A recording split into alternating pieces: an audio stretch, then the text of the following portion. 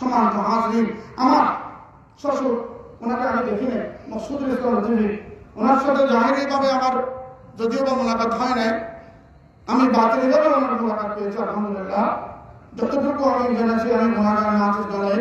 তাহলে আমি যদি কবিতা শেয়ার করি, জমিন মেরি নেহি হোতি জমন মেলা নেহি হোতা मोहम्मद के गुलामों का कफन मेला नहीं होता। যারা প্রকৃত আল্লাহ বলি তাদের কখনো মাটি লাগবে না।